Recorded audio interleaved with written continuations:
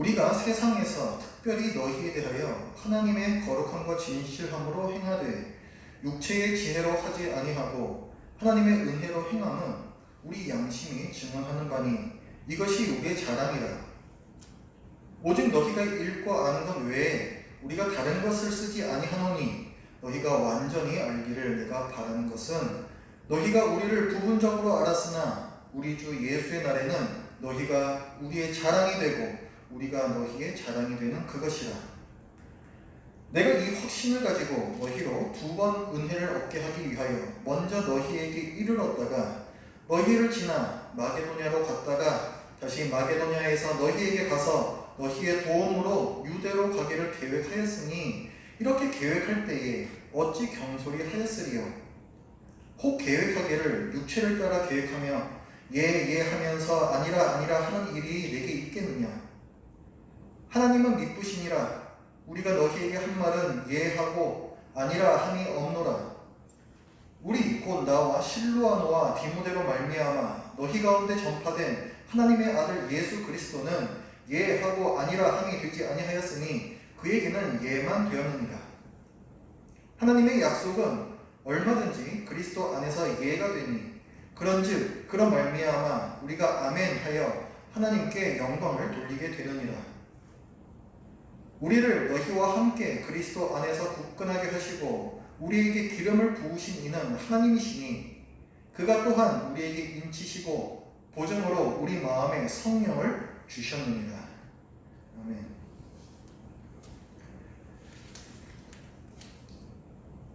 초대교회 시대는요, 바울 시대요. 이 시대에는 사도라는 직분이 아주 중요했습니다. 복음을 제대로 아는 사람, 복음을 제대로 가르칠 수 있는 사람이 사도밖에 없었어요. 오늘날 우리는 복음을 알 수 있는 방법이 많습니다. 무엇보다도 우리에게는 신약 성경이 있죠. 근데 바울 당시에는 신약 성경이 없었습니다. 구약 성경만 있었다는 거죠. 이 신약 성경에 복음의 진리가 자세하게 밝혀져 있는데 이 바울 당시 사람들에게는 이 신약 성경 자체가 없었다는 거예요. 그리고 오늘날 우리에게는 수많은 신학 관련 서적들이 있습니다. 또 인터넷을 통해서 많은 자료들, 많은 올바른 설교들도 들을 수가 있습니다. 그러나 이 바울 사도 당시에는 이런 것들이 없었고 복음을 제대로 알고 가르칠 수 있는 사람은 사도밖에 없었습니다. 그래서 바울은 복음을 진리대로 성도들에게 알려주기 위해서 자기가 복음을 제대로 알고 있는 사도라는 점을 매우 강조를 합니다. 오늘 이 고린도 후서에서도 1장 1절을 보면 하나님의 뜻으로 말미암아 그리스도 예수의 사도된 바울과 이렇게 시작해요. 자기의 신분에 대해서 먼저 밝히죠. 사도라는 것을 밝히면서 고린도후서를 시작하고 또 고린도후서의 뒷부분에 보면은 자기 사도성에 대해서 또 긴 분량에 걸쳐서 자기 사도직을 변호를 합니다. 이게 고린도 후서만 그런 게 아니라 사도 바울의 다른 편지를 봐도 자기가 사도라는 것을 많이 강조를 해요. 이것은 나를 사도로서 좀 이렇게 떠받쳐줘 이런 개인의 권위를 주장하기 위함이 아닙니다. 자기 말에 권위가 있어야 되기 때문에 그런 거예요. 자기가 전달하는 말이 복음이기 때문에 하나님의 진리이기 때문에 자기 말에 권위를 부여하기 위해서 사도라는 것을 강조하는 것입니다. 그런데 이 고린도 교회에요, 이 바울의 진실성을 의심하는 사람들이 있었습니다. 사도 바울이 진실성을 의심받으면 굉장히 심각한 결과가 나올 수가 있습니다. 진실되지 않은 사람이 전하는 말을 어떻게 진실되다고 믿을 수가 있겠습니까? 그런데 상황이 이렇게 어렵게 된 데에는 바울이 잘못한 부분이 있어요. 바울이 그럴 만한 꼬투리를 제공을 했습니다. 바울이 고린도 교회를 방문하겠다라는 계획을 자꾸 번복을 해요. 원래 사도 바울은 고린도 교회를 한 한 번 방문할 계획이었습니다. 자기가 어떻게 선교여행을 할 것이다 라는 부분을 고린도전서 16장에서 미리 고린도 교회에 알려줬었어요. 근데 거기에 보면은 고린도 교회를 거쳐서 어디 다른 곳으로 갑니다. 근데 이 계획을 바울이 변경을 해요.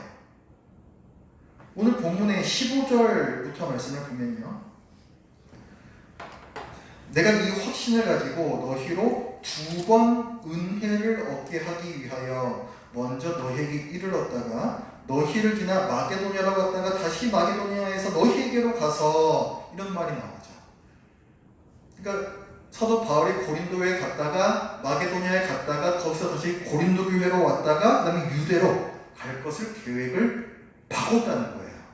원래 한 번 이렇게 거쳐서 갈 계획이었는데, 그래서 지금 2번 은혜를 얻게 하기 위하여 이런 말이 지금 나옵니다. 그러면 이렇게 그냥 하면 또 되겠는데 바울이 계획을 또 바꿔요.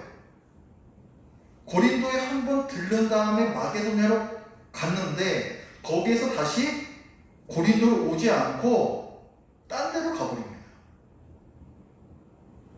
2장 1절 말씀을 보면 바울이 얘기해요. 내가 다시는 너희에게 근심 중에 나아가지 아니하기로 스스로 결심하였노니, 그래서 안 갔다는 거예요.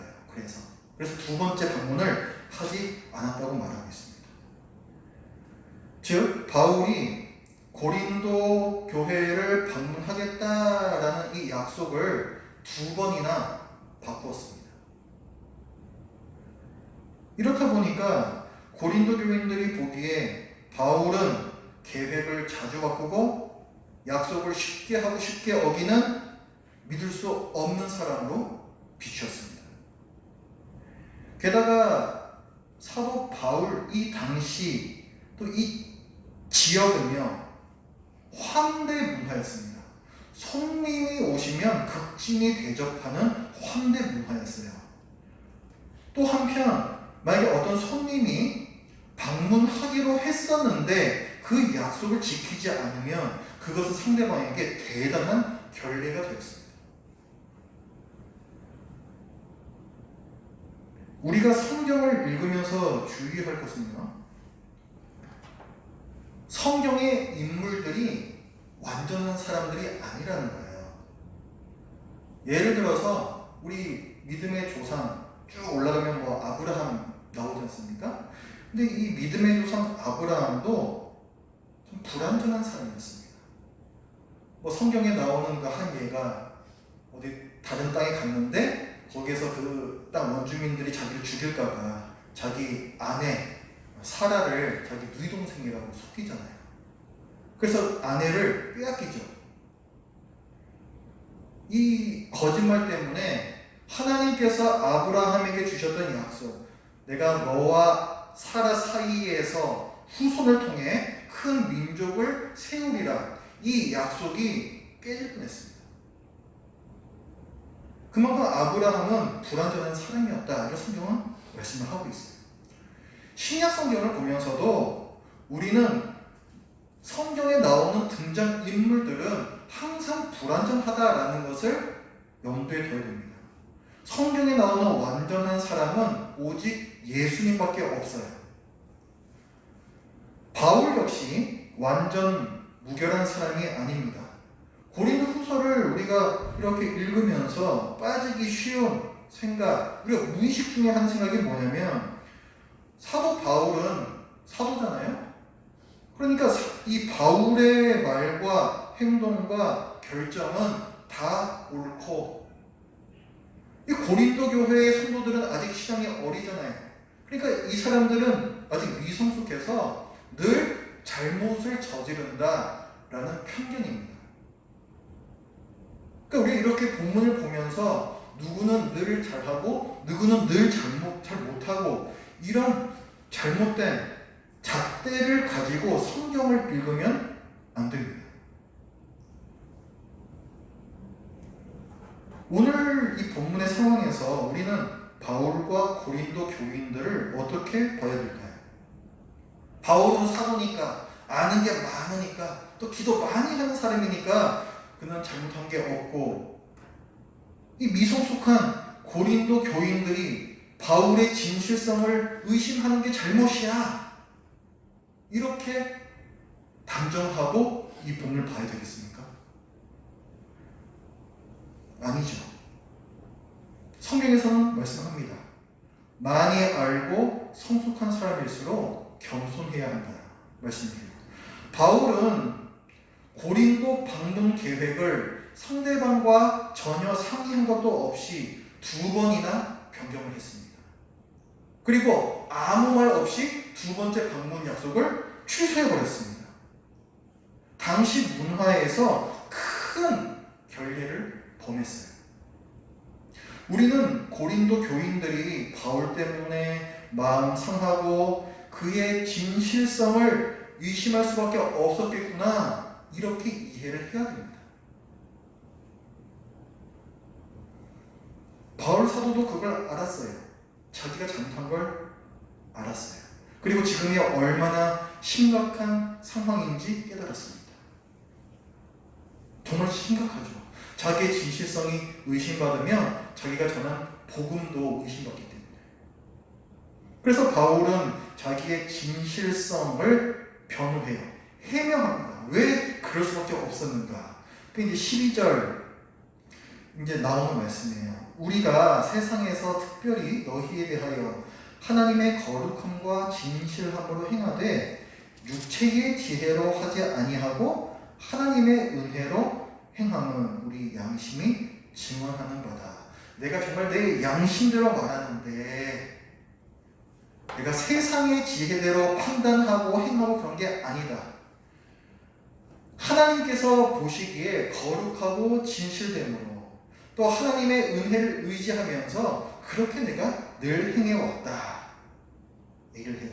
이 12절에서 얘기하고 있는 거는 사도 바울이 고린도 교회에서 사역을 할 때에 어떤 마음으로 사역을 했는지 그거를 밝히는 거예요. 자기의 평소, 고린도 교회에서의 평소 사역을 어떻게 했는지 떠올리게끔 그렇게 말을 하고 있습니다. 그런데 바울이 고린도 교회에서 사역을 할 당시에 육체의 지혜대로 하지 않았대요. 육체의 지혜라는 것은 당시에 어떤 유행하던 인간적인 기술이라고 보면 됩니다. 그러니까 당시에는 특히 웅변, 연설 이런 게 굉장히 중요했어요. 이 사람들이 이제 다 도시국가에서 사는데 도시국가에서 어떤 사안을 결정하는 데 있어서 연설가들의 연설이 굉장히 중요했습니다. 그렇기 때문에 이 시대에는 웅변술, 수사법 이런 것들이 굉장히 가치가 있는 세상의 지혜로 받아들여졌습니다. 근데 사도 바울은 고린도 교회에서 복음을 전하고 복음을 가르칠 때에 이런 웅변술, 화려한 언변, 수사술 이런 것들을 사용하지 않았다는 거예요. 당시에 교회로 들어왔던 거짓 교사들은 그런 걸 사용했습니다. 아주 말을 그럴듯하게 잘 치장을 해가지고 듣는 사람으로 하여금 이게 사실은 거짓말인데도 그것을 믿게끔 사람들을 속였다는 거죠. 거짓 교사들이 그렇게 함으로써 결과적으로 복음에 거짓말이 섞였습니다. 2장 17절 말씀 보면은 우리는 수많은 사람들처럼 거짓 교사들을 얘기하는 거예요. 하나님의 말씀을 혼잡하게 하지 아니하고 그 순전함으로 하나님께 받은 것 같이 하나님 앞에서와 그리스도 안에서 말하노라. 사도 바울이 복음을 전할 때에는 복음을 혼잡하게 하지 않고 오직 복음의 진리만을 순수하게 전했다는 것이죠. 바울이 왜 이걸 얘기하고 있습니까? 자기는 진실된 사람이다. 이거를 알려주려고 하는 거예요. 왜 약속을 어길 수밖에 없었는지, 거기에는 뭔가 진실된 너희들이 납득할 수 있는 동기가 있었다는 것을 얘기하고 싶은 겁니다. 사도 바울은 자기 진실됨을 주장하기 위해서 자기 목숨을 걸고 하나님을 증인 삼기까지 합니다. 1장 23절 말씀에 내가 내 목숨을 걸고 하나님을 불러 증언하시게 하노니 내가 다시 고린도에 가지 아니한 것은 너희를 아끼려 함이라. 나의 유익을 위해서가 아니었다. 두 번째 방문하지 않은 것에는 뭔가 이유가 있었다. 이 일을 하기 위해서 하나님까지 증인으로 데리고 옵니다. 바울이 이렇게까지 자기 진실함을 주장하는 걸 보고 있자면 사실 참 제가 다 안쓰러워지잖아요. 지금 바울과 고린도 교회 사이에 이 사단이 왜 났습니까? 바울이 약속을 지키지 않았기 때문이죠. 고린도 교회 방문 계획을 2번이나 변경했기 때문이죠. 그럼 왜 바울이 자꾸 이렇게 계획을 바꿨는지 바울의 해명을 들어보겠습니다. 먼저 첫 번째로 계획을 보게 한 거. 원래는 이렇게 선교여행을 하면서 고린도 교회를 한 번 방문하려고 했었는데 그게 고린도 교회에 미리 알려줬던 계획이었는데 그걸 갖다가 이렇게 갔다가 다시 돌아오는, 그래서 2번을 방문하는 걸로 계획을 바꿨지요. 그 이유가 1장 15절 말씀에 나와 있습니다. 내가 이 확신을 가지고 너희로 2번 은혜를 얻게 하기 위하여, 이렇게 나와요. 너희에게 2번 은혜를 주기 위해서, 너희의 유익을 위해서 2번 방문하려고 했다. 이거 무슨 말이냐면요, 이 사도 바울 당시에, 사도 바울이 고린도 교회를 개척하고 난 후에 고린도 교회가 세워지면서 이 교회는 많은 문제들이 있었습니다. 그래서 이 많은 문제들에 대해서 사도 바울이 전해들었어요. 그러니까 고린도 교회가 굉장히 위태위태한 거죠. 그래서 자기가 가서 이 문제들을 해결해 주기를 원했습니다. 그래서 고린도 교회를 한 번이 아닌 2번을 방문하여 유익을 주려고 했다. 이렇게 얘기를 하고 있는 거예요. 그러니까 바울이 계획을 변경한 이유는 고린도 교인들을 사랑해서입니다. 바울은 선교 사역의 베테랑이거든요. 바울이 벌써 지금 3번째 선교 여행을 하고 있어요. 선교 경험이 엄청나게 많고 또 바울이 세운 교회도 많고 돌아봐야 할 교회도 많습니다. 그런 상황에서 한 교회를 짧은 텀을 두고 2번을 방문한다는 것, 그렇게 결정하는 것은 사실 쉬운 결정이 아닙니다. 그렇기 때문에 바울은 절대로 고린도 교회에 2번 방문하겠다라는 이 계획을 경솔히 한 게 아니에요. 17절에 보면은 그 얘기를 하죠. 이렇게 계획할 때, 그러니까 2번 방문하겠다 계획할 때에 어찌 경솔히 하였으리요. 혹 계획하기를 육체를 따라 계획하여 예예하면서 아니라 하는 일이 내가 있겠느냐. 내가 경솔히 계획한 게 아니다. 내가 뭐 그렇게 쉽게 약속하고 쉽게 약속을 어기고 그런 사람이 아니다. 바울은 많이 고민하고 깊이 기도하면서 이 계획을 세웠습니다. 자, 그 다음에 2번째 또 계획을 번복을 하는 거예요. 고린도를 그렇게 이제 2번 방문하겠다라고 첫 번째 방문했을 때 고린도 교회 사람들에게 얘기를 했어요. 그리고 거기를 떠나서 마게도냐로 갔는데 거기서 다시 오지 않고 다른 데로 가버렸습니다. 왜 그렇게 했는가? 그 이유는 23절에 나와요. 내가 내 목숨을 걸고 하나님을 불러 증언하시게 하노니 내가 다시 고린도에 가지 아니한 것은 너희를 아끼려 함이라. 너희를 아끼기 때문이다. 너희를 사랑하기 때문이다 라는 거예요. 이때 무슨 이제 일이 있었냐면은 이게 고린도후서를 쭉 읽어보면 그 내용이 이제 나옵니다. 바울이 첫 번째로 고린도 교회에 딱 방문을 해보니까 그 교회 안에 불의를 행한 자가 있었어요. 이 불의를 행한 자는 아마도 사도 바울을 비난하는 사람이었던 것 같습니다. 이 고린도후서 내용을 쭉 보면은 공개석상에서 사도 바울을 공격하는 사람이 교인들 중에 있었다는 거예요. 그런데 다른 교인들이 아무도 거기에 대해서 지적하거나 한 사람들이 없었습니다. 다 그냥 입 다물고 묵인했다는 거죠. 그래서 사도 바울이 이 상황을 보면서 매우 상처받았고 실망했고 큰 고통을 느꼈습니다. 어쨌거나 고린도 교회 방문 일정을 마치고 이제 다음 목적지로 갔어요. 마게도냐로 갔어요. 그런데 그곳에서 곰곰 생각해 보니까 아무래도 이 상태에서는 자기가 고린도 교회를 다시 방문해봐야 서로 좋지 않은 얘기들이 오갈 것 같은 거예요. 서로가 너무 힘들 것 같았습니다. 그래서 고린도 교회를 다시 방문하겠다라는 계획을 포기합니다. 대신에 편지를 한 통 보내요. 지금은 전해지지 않는 편지인데 학자들은 이 편지를 가리켜서 혹독한 편지다 이렇게 불러요. 일명 혹독한 편지. 왜 혹독하냐면 이 편지에는 책망하는 내용이 많이 들어가 있기 때문에 그렇습니다. 어떻게 너희는 교회 안에서 불의를 행한 자를 가만히 놔둘 수가 있느냐? 어떻게 너희는 그 사람을 그렇게 묵인할 수가 있느냐? 이런 얘기들을 가득 써가지고 고린도 교회에 보낸 거예요. 자기가 다시 고린도 교회에 가는 대신에.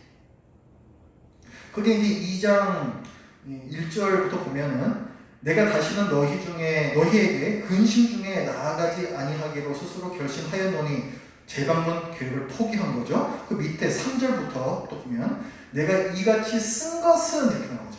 이게 편지를 썼다는 거예요. 편지. 그 혹독한 편지. 거기에 대해서 언급을 하는 겁니다. 내가 이같이 쓴 것은 내가 갈 때에 마땅히 나를 기쁘게 할 자로부터 도리어 근심을 얻을까 염려하며 내가 지금 가봐야 서로 좋지 않을 것 같아. 서로 가봐야 서로 근심할 것 같아. 서로 고통스러워할 것 같아. 그래서 내가 직접 가지 않고 이같이 이 혹독한 편지를 내가 써서 보낸 거야. 이렇게 얘기를 합니다. 그게 이제 4절까지 나와요. 내가 마음에 큰 눌림과 걱정이 있어 많은 눈물로 너희에게 썼노니 그 혹독한 편지는 정말로 고민하면서 아파하면서 눈물 중에 쓴 편지라는 거죠. 근데 이는 너희로 근심하게 하려 한 것이 아니요 오직 내가 너희를 향하여 넘치는 사랑이 있음을 너희로 알게 하려 함이라. 그게 너희들 괴롭히려고 너희들 힘들게 하려고 내가 정말 화가 나게 이렇게 쓰는 게 아니라 너희를 사랑하는 마음에서 그 혹독한 편지를 쓴 것이다. 이렇게 얘기를 해요. 그러니까 지금 바울이 고린도 방문 계획을 좀 2번이나 바꾸잖아요. 그렇죠? 근데 이 2번 모두 계획을 바꾼 것이 그 이유는 고린도 교인들을 사랑했기 때문입니다. 오늘 이제 1장 23절 말씀을 보면은 끝부분에 너희를 아끼려 함이라 이렇게 하죠. 너희를 아끼려 함이라. 너희를 사랑하기 때문에. 정말 바울은 고린도 교인들을 많이 사랑했던 것 같습니다. 고린도 교회만큼 문제가 많은 교회가 없었어요. 인간적 기준으로 그 안에서 파당을 지었습니다. 나는 누구 파다, 나는 누구 파다. 교회가 분열이 있었습니다. 또 고린도 교회는 은사가 풍성한 교회였어요. 다른 교회에서는 보기 힘든 신비한 은사들도 많이 있었고 또 지혜와 지식의 은사들도 많이 있었습니다. 근데 사람들이 이 은사를 자랑했어요. 개인적으로. 교회의 덕을 위해서 사용해야 할 은사를 자기 개인을 높이는 데 사용했습니다. 심지어는 사도 바울이 말을 잘 못한다고 해서 깔보기도 했었어요. 그리고 이 고린도 교회는 세상 못지않은, 사실은 세상에서도 짓지 않는 죄까지도 지은 교인들이 들어와 있는 그런 교회였습니다. 그런데 그렇게 약한 교회라서 바울이 더 사랑했던 것 같아요. 예수님이 그렇게 하셨잖아요. 늘 죄인들을 더 찾아가셨고 약한 자들을 더 품으셨죠. 바울 사도는 고린도 교인들을 아끼고 사랑하는 마음에서 2번이나 고린도 교회 방문 계획을 바꿉니다. 그런데 그 과정에서 문제가 생긴 거예요. 그렇게 계획을 바꾼 것 때문에 오히려 바울은 믿을만하지 못하다라는 비난을 받았고, 그런 사람이 전한 메시지를 믿을 수 있느냐라는 복음의 진실성을 의심받는 위험에까지 처했습니다. 뭐가 문제였을까요?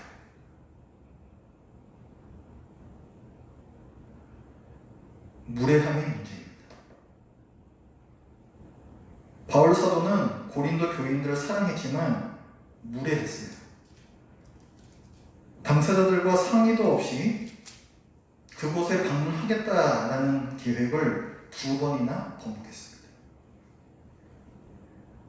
다시 방문하겠다 약속해놓고는 별로 유쾌하지 않은 내용에 혹독하게 보이는 편지 한 통을 띡 보내고 그거로 대신했어요. 대화 없이 일방적으로 진행하는 무례함이 사도 바울에게 있었습니다. 사랑한다 해서 무례하면 안 됩니다. 무례하면 진실된 사랑마저 의심받아요.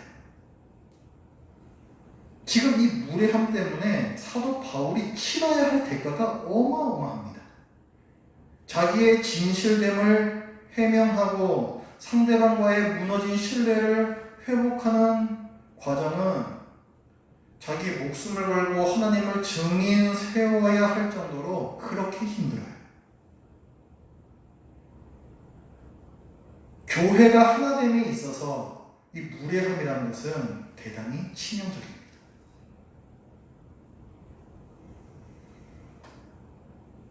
예의를 갖춤에 대해서 또 하나 생각나는 말씀이 있습니다. 사도 베드로가 베드로전서 3장 15절에서 이렇게 얘기했어요. 너희 속에 있는 소망에 관한 이유를 묻는 자에게는 대답할 것을 항상 준비하되 온유와 두려움으로 하고, 이렇게 말합니다. 자, 너희 속에, 우리 속에 있는 소망이라는 것은 결국 복음이에요. 그 복음에 대해서 묻는 자에게는 대답할 것을 항상 준비하되, 그러니까 진리를 얘기해 줄 준비를 항상 하고 있어야 하는데, 그 진리를 어떻게 말해야 되는가? 온유와 두려움으로 하라 말합니다. 우리 속에 있는 소망에 관한 이유, 우리가 다른 사람들에게 말해 주어야 할 것은 복음이라는 메시지입니다. 한편 온유와 두려움으로 라는 것은 메시지를 전하는 메신저의 태도죠. 메신저는 예의 발라야 한다는 거예요.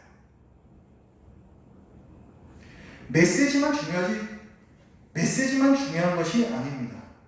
메신저도 중요해요. 메신저가 무례하면 진실된 메시지도 의심을 받습니다. 어떤 면에서는 메신저가 곧 메시지가 되는 거예요.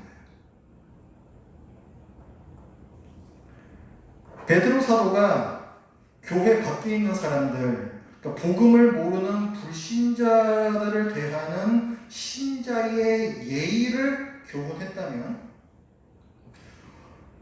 오늘 이 고린도 후서에서는 교회 안에서 복음을 알고 있는 신자들 간의 예의를 교훈합니다. 뭐 대상이 교회 바깥에 있는 분이 됐든 교회 안에 있는 분이 됐든 어쨌거나 지식을 전달하는 신자는 예의가 있어야 되는 거예요. 저는 이 부분을 교회에서 어떻게 적용할 수 있을까 한번 좀 생각해 봤습니다. 2가지를 생각해 봤는데요. 첫 번째, 우리가 교회에서 의사결정을 할 때에는 공동의회를 엽니다. 그런데 이 공동의회 자리가 예의가 있는 자리여야 되겠다 하는 생각을 했습니다.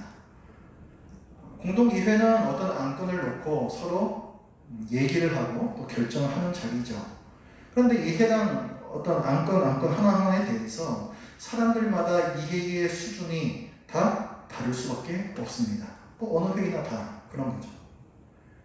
그런데 우리가 공동이회라고 생각을 할 때 공동이회는 뭔가 안건을 결정하는 거야, 이렇게 결정이라는 부분에 포커스를 갖고 있게 되면은 그 공동의회는 졸속 처리를 할 가능성이 굉장히 많아집니다. 저는 오늘날에 뭐 교회의 공동의회뿐만이 아니라 뭐 노회, 심지어 뭐 총회에서 하는 회의들도 다 이런 졸속 처리들이 너무 많다고 생각합니다. 정보를 충분히 제공하지 않은 상태에서 거의 거수기처럼 손들어서 결정해버리는 거죠.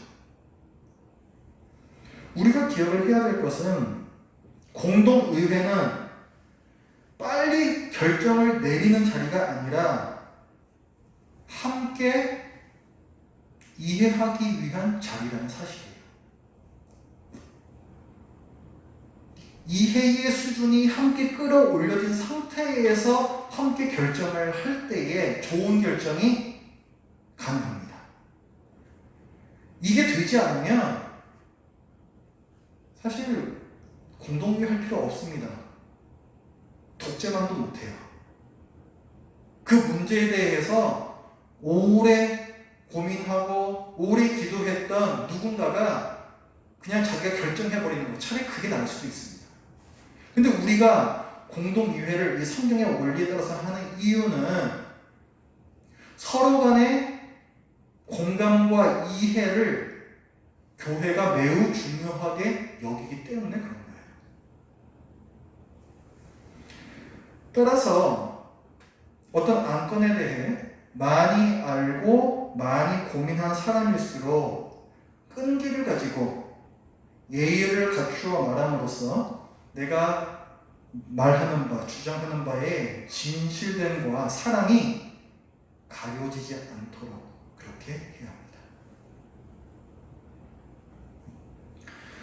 그 다음 또 한 가지 또 생각해 본 것은 교회에서 신앙 연륜이 좀 되신 분들, 또 자녀를 가르치는 부모님, 또 저 같은 영적 지도자에게 예의가 필요하다는 부분입니다. 이렇게 해야 너한테 좋은 거야 라고 해서 다짜고짜 그렇게 하면 안 됩니다. 이거는 무례한 거예요. 메신저가 싫어지면 메시지도 싫어집니다. 왜 이게 좋은지 설명하고 상대방을 이해시켜야 해요.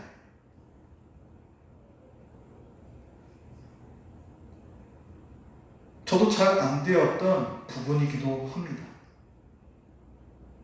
노력하려고 해요.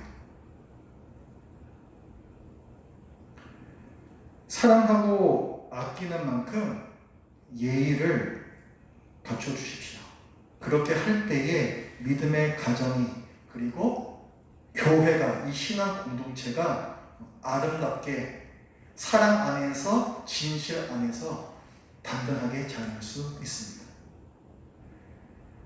기도하겠습니다. 하나님 아버지, 하나님께서 교회를 얼마나 사랑하시는지 알려주셨고, 또 누구보다도 교회를 사랑했던 바울마저도 인간적인 실수를 함으로써 교회의 하나됨이, 또 복음의 진실됨이 흔들리는 위험에까지 처한 것을 저희들이 말씀 통해서 보았습니다. 사도 바울도 그렇게 하는데, 심지어 또 저희 삶 가운데에는 얼마나 이런 부분들이, 이런 실수들이 많은지 저희들의 삶을 되돌아보고 또 이 시간에 잘못을 회개합니다. 하나님, 저희가 다른 사람보다 더 많이 알고 있다는 교만을, 그 죄를 없애주시고, 주님께서 그 생명을 주시기까지 구원하신 다른 사람들을 또 사랑하는 마음으로, 또 그분들과 충분히 또 이해하며 공감하는 가운데 우리 공동체가 또 우리 가족이 든든하게 세워지는 역사가 있게 하여 주시옵소서. 이 시대의 모든 또 교회들을 위해서 기도합니다. 교인들을 어리석은 사람들로 만들어 보이고 또 교역자들만 또 권력을 가진 자들만 알고 있는 뭔가를 기준으로 또 결정해버리는 많은 일들이 있습니다. 이 땅의 모든 교회들이 속히 성경적인 원리를 회복하게 해주시고 권위주의가 아닌 하나님께서 주시는 아름다운 원칙과 질서 안에서 이 교회들이 속히 회복되도록 주님 은혜를 베풀어 주시옵소서. 예수님의 이름으로 기도드립니다. 아멘.